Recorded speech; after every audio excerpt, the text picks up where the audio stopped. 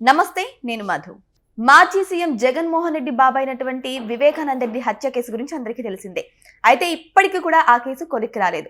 కానీ ఆయన కూతురు సునీత మాత్రం ఈ కేసు గురించి తారస్థాయిలో ప్రయత్నాలు చేస్తున్నారు. అయితే ఇప్పుడు అది సుప్రీంకోర్టులో ఉన్నట్టు తెలుస్తుంది. అసలు సుప్రీంకోర్టులో ఏం జరిగింది నిన్న అనే విషయం గురించి వచ్చి మనం తెలుసుకుందాం. ప్రస్తుతం మనతో పాటు ఉన్నారు senior journalist doctor Durga Vadlamani గారు. వారిని అడిగి మరిన్ని విషయాలను తెలుసుకుందాం. నమస్కారం మేడం. మేడం, ఆల్రెడీ ఆయన చనిపోయి కూడా చాలా రోజులు అవుతుంది, చాలా రోజులు సంవత్సరాలు అవుతుంది వివేకానంద రెడ్డి గారు. సో ఇప్పటికీ కూడా ఆయన హత్య గురించి ఒక కొలిక్కి రాలేదు మేడం. ఆయన కూతురేమో చాలా తారస్థాయిలో ప్రయత్నాలు అయితే చేస్తున్నారు. అసలు నిన్న సుప్రీంకోర్టులో ఏం జరిగింది మేడం? అంటే సుప్రీంకోర్టు మనం అనుమానించినట్టే సిబిఐని చాలా ఖచ్చితంగా ప్రశ్నించిందండి. మీరు ఇంతవరకు స్పష్టంగా ఈ అంశంలో ముందుకెళ్ళలేదు, మీరు చెప్పలేదు. ఇప్పటికైనా మీరు ఏం చెప్పదలుచుకున్నారో స్పష్టంగా చెప్పండి. ఈ కేసులో సునీత కోరినట్టుగా ముందుకు వెళ్ళాలా అక్కర్లేదా అని చాలా అంటే ఒక ఉన్నత న్యాయస్థానం ఆ రకంగా అడగడం అనేది ఈరోజు సిబిఐని మనం అనుమానించాల్సిన ఒక పరిస్థితికి దారితీస్తాం. మీరు ఖచ్చితంగా ఏదో ఒకటి చెప్పండి. ఇంతవరకు అస్పష్టంగా మీరు మాట్లాడుతున్నారు. ఎందుకంటే మీరు మొదటి నుంచి ఈ కేసు చూసుకుంటే కనుక అయితే మీకు ఇంచుమించు 2019 నుంచి 2026 5 సంవత్సరాలు ఒక కొడుకు అంటే జగన్మోహన్ రెడ్డి ముఖ్యమంత్రిగా ఉండి జగన్మోహన్ రెడ్డిని ముఖ్యమంత్రిగా చేయటానికి కారణం కూడా ఈ బాబాయ్ హత్య కూడా అంటే ఒక కారణం. ఎప్పుడైతే నారాసుర రక్త చరిత్ర అని వాళ్ళు ఒక సాక్షిలో ఫ్రంట్ పేజ్లో యాడ్ వేసుకుని గొడ్డలకి అలా రక్తం బొట్లు పెట్టారో ప్రజలు నమ్మారు, చంద్రబాబు నాయుడిని అనుమానించారు. ఎంత అన్యాయం అది! ఒక సిబిఐ అరెస్ట్ చేయడానికి వస్తే సిబిఐ వెనక్కి వెళ్ళిపోవటం అనేది మనం ఎప్పుడైనా చూసామా? అవినాష్ రెడ్డిని అరెస్ట్ చేయకుండా ఒక తల్లిని అడ్డు పెట్టుకుని ఆయన ఆడిన డ్రామాకి పోలీసులు సిబిఐని వెనక్కి పంపించారు. ఇంతకంటే దారుణం ఎక్కడైనా ఉంటుందా? మరి మన సిబిఐని ఎందుకు అనుమానించకూడదు? ఎందుకని సిబిఐ ఈ రకంగా ప్రవర్తిస్తోంది? వాళ్ళ వెనకాల ఎవరున్నారు? ఇప్పుడు కూడా మీరు చూసుకుంటే కనుక అయితే ఇవాళ సిబిఐ చెప్పాక సునీత ఖచ్చితంగా అడిగింది. అడిగితే ఆవిడ అసంతృప్తి చెందింది. ఎందుకంటే ఇప్పుడు ఇవాళ యాక్చువల్గా విచారణ అనేది మీకు ఏ కోణంలోంచి జరగాలి? ఫస్ట్ అసలు ఎవరికి ఫోన్ వచ్చింది, ఎవరు ఫోన్ చేశారు, ఏం చెప్పారు, భారతీరెడ్డికి ఎవరు చెప్పారు, అసలు అజయ్ కలాం ఎందుకు చెప్పాడు, ఏం చెప్పాడు, అజయ్ కలాం మళ్ళీ ఎందుకు మాట మార్చాడు ఆ రోజు. భారతీరెడ్డి వచ్చి జగన్మోహన్ రెడ్డికి చెప్పాక జగన్మోహన్ రెడ్డి వెంటనే ఒక హెలికాప్టర్లో వెళ్లకుండా బై రోడ్ ఎందుకు వెళ్ళాడు? ఎన్ని సందేహాలు చూడండి.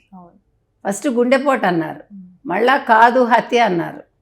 ఇదంతా విజయసాయి రెడ్డి ఫస్ట్ అనౌన్స్ చేశాడు గుండెపోటు ఆ రోజు. ఆ తర్వాత అక్కడ మీకు తెలుసు ఎవరు అవినాష్ రెడ్డి ఆ రక్తపు మరకలు తుడవడం, తర్వాత ఆ డాక్టర్ అతని పేరేంటి ఏన్ రెడ్డి వాళ్ళ కజినే, జగన్మోహన్ రెడ్డి కజిను, ఆయన చూసి ఇది చూస్తుంటే హత్యలా ఉంది అని ఆయన చెప్పడం, తర్వాత కుట్లు వేయడం, 6 అనుమానాస్పద రీతిలో మరణించటం సాక్షులు. అందులో మీకు గంగిరెడ్డి కూడా ఉన్నారు, ఎవరు భారతీరెడ్డి తండ్రి కూడా ఉన్నారు. అసలు ఇది ఒక సినిమాని మించి ఈ కథ నడిచింది అంటే మనం విస్తుపోక్కర్లా. ఇన్ని అనుమానాలు ఉన్నప్పుడు సునీత మొత్తుకుంటూనే ఉంది మొదటి నుంచి కూడా. సో అందుకని ఇవాళ సిద్ధార్థ లూత్రా అడిగితే ఇవాళ సిబిఐని సుప్రీంకోర్టు క్లియర్ కట్గా అడిగింది. మీరు స్పష్టంగా చెప్పండి మీరు ఏమనుకుంటున్నారో. ఇంతవరకు మీరు అస్పష్టంగా మాట్లాడారు ఈ కేసులో.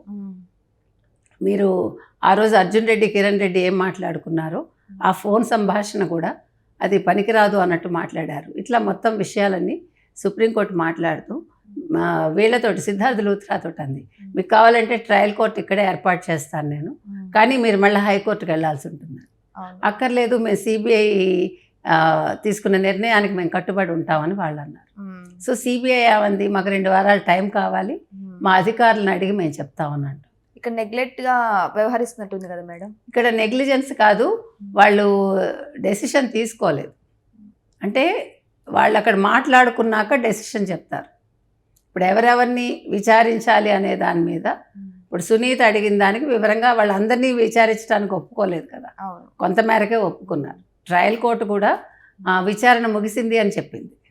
సో వీటన్నింటి మీద వీళ్ళు మరి సిబిఐ ఇప్పుడు ఏం ఆలోచిస్తుంది, సిబిఐకి ఎవరు ఇన్స్ట్రక్షన్స్ ఇస్తారు, వాళ్ళ అధికారులే ఇస్తారా, బయట వాళ్ళు ఇస్తారా మనకు తెలియదు. సుప్రీంకోర్టు అయితే క్లారిటీతో ఉందండి. ఇవాళ సుప్రీంకోర్టు సిబిఐకి చివాట్లు పెట్టినట్టే, అంటే వాళ్ళు చేసిన తప్పిదం బయటకు వచ్చింది. ఇక్కడ మీకు ఇంకొక విషయం ఏంటంటే, మేము అడగని అంశాలను సిబిఐ కోర్టు పరిగణనలోకి తీసుకుని నిర్ణయం వెలువరించింది అని సిద్ధార్థ్ లూథ్రా చెప్పారు. 4 కోట్ల మనీ ట్రయల్పై దర్యాప్తు అసంపూర్ణంగా జరిగింది, దానిపై లోతుగా పరిశీలించాలి. సిబిఐ కూడా అదే చెప్పింది. నిందితుల కాల్ రికార్డులను సేకరించడం వల్ల తదుపరి ప్రయోజనం ఏమీ నెరవేరదని సిబిఐ కోర్టు అభిప్రాయపడింది. ఈ అంశాన్ని కోర్టు ఎలా నిర్ధారిస్తుంది? హతుడు కుమార్తె తదుపరి దర్యాప్తు కోరుతున్నారు. కోర్టు ఉత్తర్వుల అమలుకు అభ్యంతరం లేదని సిబిఐ చెప్పింది అని అన్నారు. సో ట్రయల్ కోర్టు మాత్రం ఈ విషయాల్లో తదుపరి దర్యాప్తు అక్కర్లేదని ముందే ఒక నిర్ణయానికి వచ్చిందని సిద్ధార్థ్ లూథ్రా చెప్పడం జరిగింది. హత్య గురించి బాహ్య ప్రపంచానికి తెలియకముందే జగన్మోహన్ రెడ్డికి ఎలా తెలిసింది? అందరికంటే ఓకేనా, ముందుగా. సో అందుకని ఆయన పాత్రపై అనుమానాలు వ్యక్తం అవుతున్నాయి అన్నారు. అప్పుడేమో జస్టిస్ సుందరేష్ జోక్యం చేసుకుని, మా నుంచి మీకేం కావాలి, ఇక్కడే మినీ ట్రయల్ నిర్వహించాలనుకుంటే అన్ని విషయాలను పరిగణలోకి తీసుకుని మీరు మళ్ళీ హైకోర్టుకు వెళ్ళాలని చెప్తాం. దాంతో విషయం తేలడానికి మరో 10 ఏళ్ళు పడుతుంది. మీరు ప్రాక్టికల్గా చూడండి, ఇందులో ఏ అంశాలపై దర్యాప్తు చేస్తారో సిబిఐని అడుగుతాము, వాళ్ళు ఏం చెప్తారో అంతవరకే మేము పరిగణలోకి తీసుకుంటామంది. సో దానికి సిద్ధార్థ్ లూథ్రా అంగీకరించడం జరిగింది. ఇంకొక మాట ఏమందంటే, జస్టిస్ సుందరేష్ ఆ తర్వాత సిబిఐ తరఫు న్యాయవాది అభిప్రాయాన్ని కోరుతూ, సిబిఐ చెప్పేదాని ప్రకారం ముందుకెళ్తామని మేము ఇదివరకే చెప్పాము, మీరేం కావాలనుకుంటున్నారో స్పష్టంగా చెప్పండి. ట్రయల్ కోర్టు ఇచ్చిన తీర్పుతో మీరు సంతృప్తిగా ఉన్నారా? మీకేం కావాలి, దాని ప్రకారం మేము విషయాన్ని పరిశీలిస్తాం. మీరెప్పుడూ అస్పష్టంగానే ఉన్నారు, ఇంకేమీ చేయలేమని మీరంటే కేసుని ఇంతటితో ముగిస్తాం. ఈ వ్యవహారంలో ఎవరిని విచారించాలన్న అంశాలపై స్పష్టత ఇవ్వాలి, మేము అంతవరకే ఉత్తర్వులు ఇస్తాం. మీరు తదుపరి దర్యాప్తు కావాలని చెబితే ప్రతివాదుల వాదనలను విన్న తర్వాత దానిపై ఉత్తర్వులను జారీ చేస్తాం. ఎంత క్లియర్గా నిన్న అసలు చాలా అద్భుతంగా సుప్రీంకోర్టు అయితే చాలా ఓపెన్గా మాట్లాడిందని మనం చెప్పచ్చు. తర్వాత మేము ఇరు వర్గాల నుంచి వాస్తవాలు తెలుసుకోవాలనుకుంటున్నాం, అదే సమయంలో దర్యాప్తును అడ్డుకోవాలని అనుకోవట్లేదు. ఇది చాలా సున్నితమైన విషయం, అందువల్ల చాలా జాగ్రత్తలు తీసుకుంటున్నాం. ఇది తార్కిక ముగింపునకు చేరాలి, కక్షిదారులకు కనీసం ఖచ్చితమైన న్యాయ ప్రక్రియ అనుసరించాలన్న సంతృప్తి అయినా కలగాలి.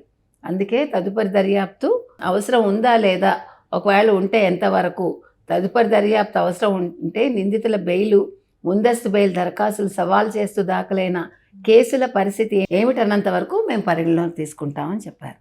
సో మొత్తం మీద ఎంత వివరంగా, ఎంత విశదంగా కోర్టు మాట్లాడిందంటే, కోర్టు కూడా చాలా అసంతృప్తిగా ఉంది.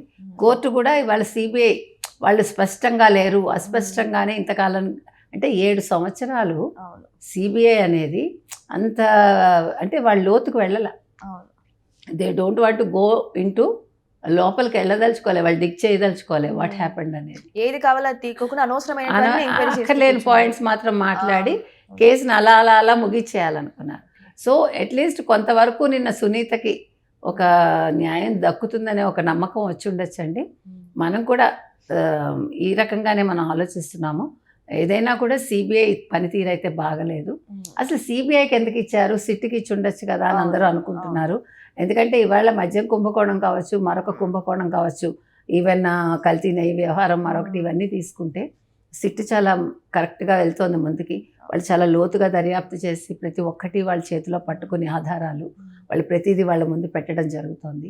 మరి ఆ రకంగా ఎందుకు చేయలేకపోయారు, ఎందుకు అంటే అసలు సిబిఐని మించిన ఉన్నత ఇది లేదు మనకి దర్యాప్తు సంస్థలు. కానీ సిబిఐ ఇలా ఉంటే ఇంకా సామాన్యుడి పరిస్థితి ఏంటి అనేది వాళ్ళ ఒక ప్రశ్నార్థకంగా మారింది. ఇప్పుడు సిబిఐకి ఇచ్చిన తర్వాత కూడా ఇప్పుడు 5-6 ఏళ్ళు ఎక్కువగానే పట్టింది మేడం. ఎంక్వైరీ కూడా ఇంకా చేయలేదు, పూర్తిగా విచారణ కూడా చేపట్టలేదు. ఇక చూస్తే మళ్ళీ సుప్రీంకోర్టు మళ్ళీ సిబిఐకి అప్పగించింది. ఏమేమి కావాలో ఆ పాయింట్స్ తీసుకోండి, తప్పదు, అదే కదా. అందుకే అంది ట్రయల్ కోర్టు పెట్టమంటారా, ఇది కావాలని. ట్రయల్ కోర్టు పెడితే మళ్ళీ 10 years అంటే వాళ్ళు మళ్ళీ హైకోర్టుకి వెళ్ళాలి. సో ఎక్కడ వేసిన గొంగళి అక్కడే ఉంటుంది. సో చూద్దాం ఏం జరుగుతుందో. ఇక్కడితోటైనా ఇది సరైన న్యాయం జరుగుతుంది సునీతకి. వివేకానంద రెడ్డిని ఎవరు హత్య చేశారనేది బయటకు వస్తే చాలు. సో ఆ రకంగానైనా ఆయన ఆత్మకి శాంతి చేకూరుతుందని అనుకుందాం.